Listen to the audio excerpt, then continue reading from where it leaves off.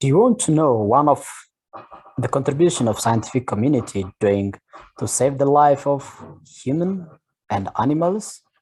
If yes, that is the science of developing a vaccine for a specific disease. After they develop a vaccine for a specific disease, they implemented a vaccination program to the general population for that specific disease. Therefore, vaccination is considered to be one of the greatest achievements of the public health. How it works, how vaccination works. Vaccination is providing protection either by utilizing the pre-existing component of the immune response or by inducing the generation of antigen-specific memory cells.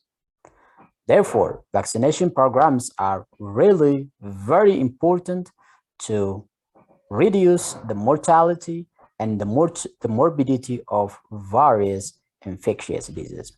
Maybe to remind you, the world eradication of smallpox in human and also the eradication of rinderpest in cattle was possible through vaccination.